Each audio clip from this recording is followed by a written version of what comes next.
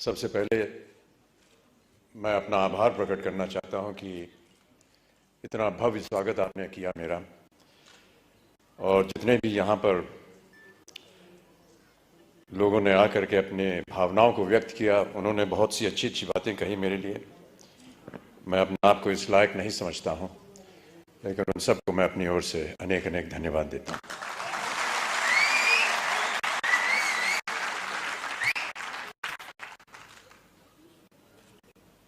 यहाँ पर जब मैं आया तो कार्यक्रम के आरंभ में आपने फूलों से मेरा स्वागत किया, पुष्पों की माला पहनाई, और मैं ऐसा मानता हूं कि ये जो पुष्पों की माला आपने मेरे गले में डाली, उसे मैं एक वरमाला के तौर पर देखता हूं। और ये जो वरमाला आपने मुझे पहनाई है, इस नाते से मैं आपके परिवार का एक सदस्य हो गया हूं।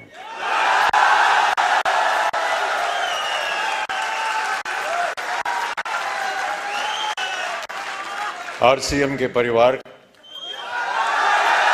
अब मेरा परिवार भी है।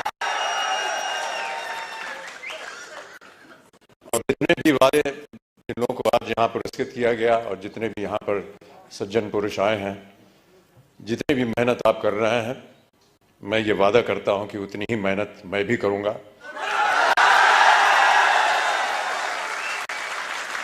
ताकि जितने भी मापदंड लगाए गए हैं, वो चाहे 2500 के हों, 1000 के हों, 2000 के हों, उन सब में मेरा योगदान रहेगा।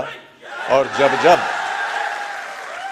जब जब आप लोग चाहेंगे कि मैं उपस्थित हूं आपके सामने, मैं अवश्य यहां पर हाजिर हूं।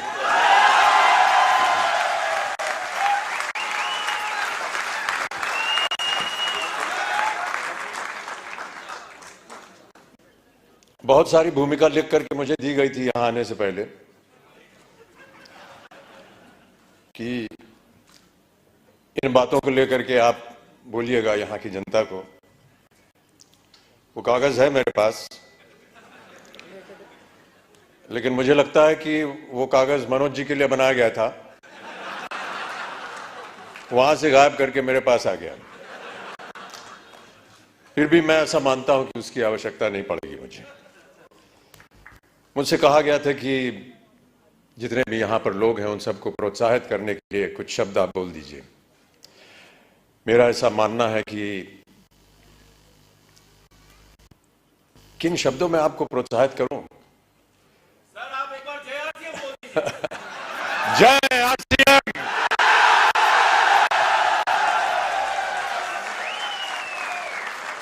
और मैं यही कहने वाला था कि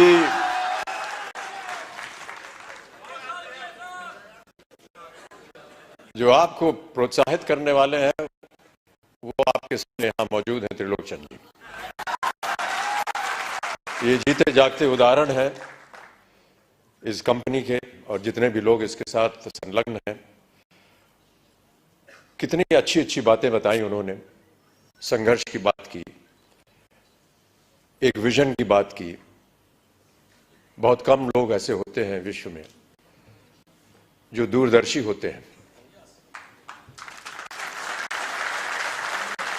और मेरी नजर में जो लोग दूरदर्शी होते हैं, उनका सम्मान नहीं करना चाहिए, उन्हें ईश्वर जैसा मानना चाहिए। हम और आप तो शायद नहीं देख पाएंगे कि कल क्या होगा, लेकिन इनकी नजर में होता है, और वो देख पाते हैं कि आगे आने वाले दिन कैसे होने वाले हैं। तो इनको एक ईश्वर का दर्जा दिया जाता है। मैं ऐसा मानता हूं कि आप लोगों को एक ईश्वर की तरह त्रिलोचन जी आपके सामने मिले।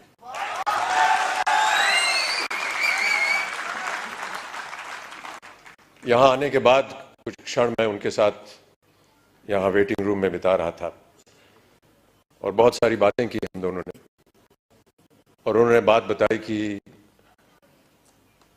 कुछ संकट हुए उनके जीवन में। तो संकट हम सबके जीवन में होता है, और बहुत अच्छी बात कही उन्होंने कहा कि जब तक हर एक के जीवन में कोई दुख दर्द संकट नहीं आता, तब तक हमें पता नहीं चलता कि जब अच्छाई होती तो उसका मूल्य क्या होता है। और मैं इस बात को भी मानता रहा क्योंकि मेरे जीवन में भी कई ऐसे क्षण आए जहां पर मुझे संघर्ष करना पड़ा। कई बार हताश होकर के मैं पूज्य बाबूजी से, जब वो जीवित थे, तो उनके सामने जाकर के कहता था कि बाबूजी जीवन में संघर्ष बड़ा है। तो उन्होंने बहुत अच्छी बात बताई। उन्होंने कहा कि बेटा जब तक जीवन है तब तक संघर्ष है।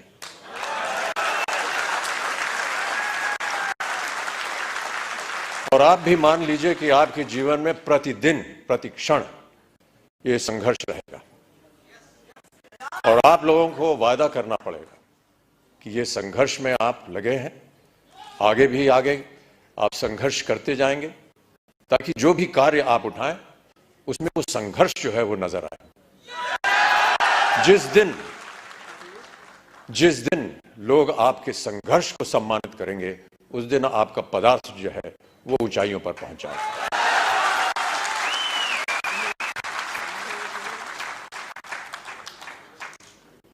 माता पिता का सम्मान करना हमारी संस्कृति रही है भारत में और हम सब हमेशा उनकी बातों को याद रखते हैं।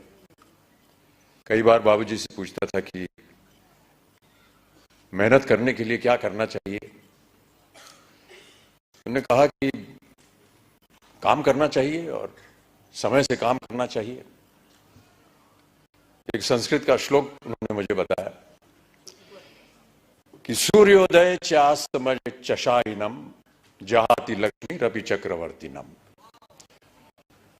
माने ये कि सूर्य उदय होने से लेकर के और अस्त होने तक जो इंसान सोता है वो चाहे चक्रवर्ती राजा भी क्यों ना हो, उसकी धनराशि जो है वो गायब हो जाती है। तो सूर्य उदय होने से पहले आपको उठना पड़ेगा और न्यूट्री चार्ज को आगे बढ़ाना पड़ेगा।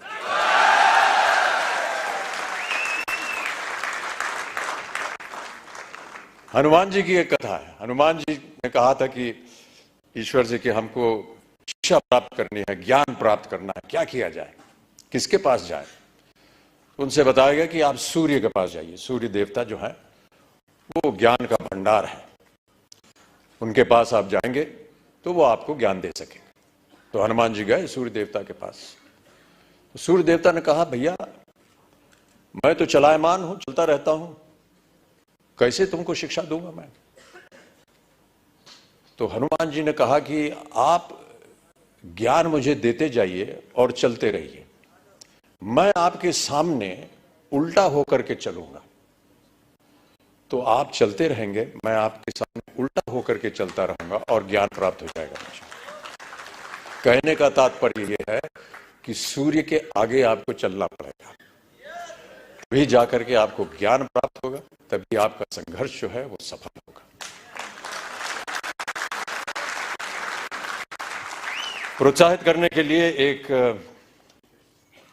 कविता की कुछ पंक्तियां हैं। इससे पहले मधुशाला की एक पंक्ति पढ़ी गई थी, क्षमा चाहता हूं, उसमें थोड़ी बहुत त्रुटियां थी। जो यहां सज्जन पुरुष आए थे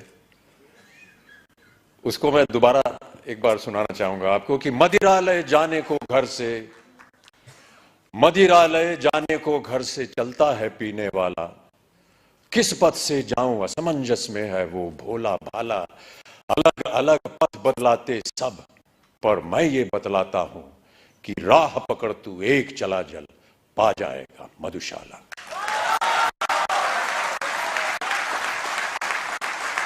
एक और बहुत सुंदर कविता है, उसके कुछ क्षण पढ़ देता हूं आपके लिए। यह है लहरों से डरकर नौका पार नहीं होती और कोशिश करने वालों की कभी हार नहीं होती।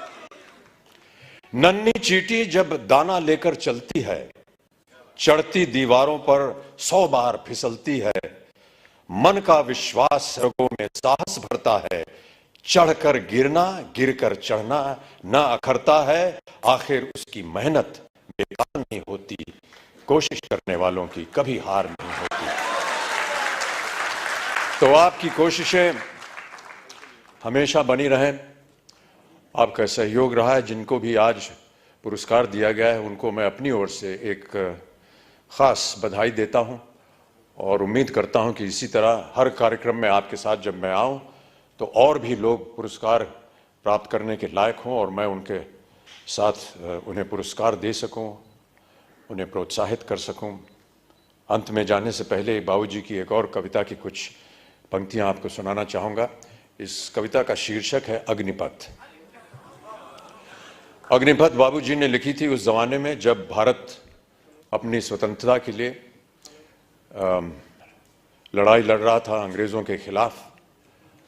तो भारत की जनता को प्रोत्साहित करने के लिए उन्होंने ये कविता लिखी थी। लेकिन मेरा ऐसा मानना है कि ये एक ऐसी कविता है जो हर क्षण, हर वर्ष, हर युग में उसका एक ही मायने निकलता है, प्रोत्साहित करती है जनता को। तो आपको भी मैं प्रोत्साहित करने के तौर पर अग्निपथ की कुछ पंक्तियां सुना देता हूं कि अग्निपथ अग्निपथ अग्निपथ, वृक्ष हो भले खड़े, हो बड़े हो घने, एक पत्र छाह भी मांग मत मांग मत मांग मत।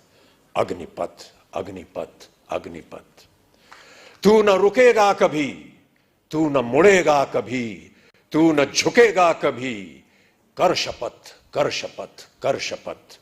अग्निपथ अग्निपथ अग्निपथ, ये महामनुष्य है, चल रहा मनुष्य है, अश्रु श्वेद रक्त से लथपथ लथपथ लथपथ। अग्निपथ अग्निपथ अग्निपथ। मैं आशा करता हूं कि आप सब इस अग्निपथ को स्वीकारें और इस पथ पर चलकर अपने श्रम से, अपने कार्य से इस अग्नि परीक्षा को पार करें और आरसीएम को और न्यूट्रिचार्ज को एक ऐसी ऊंचाई पर पहुंचाएं जहां विश्व भर में इसका नाम हो। बहुत सारे पुरस्कार इसको पहले भी मिल चुके हैं, लेकिन पुरस्कारों से ज्यादा हमें मेहनत करनी होगी। पुरस्कार मिलते रहेंगे, आते रहेंगे, लेकिन सबसे बड़ा पुरस्कार वो होता है जब आपको अपने मन के अंदर ये सांत्वना मिलती है कि हमने जो मेहनत की वो पुरस्कार के लायक थी। बहुत बहुत धन्यवाद। और जैसा कि मैंने कहा, अब मैं आपके परिवार का एक सदस्य हो गया हूं। कभी भी आप हमको बुलाएंगे तो मैं आपके सामने हाजिर होऊंगा और आपके साथ मिल करके न्यूट्रिचार्ज को आगे बढ़ाएंगे, आरसीएम को आगे बढ़ाएंगे। बहुत बहुत धन्यवाद।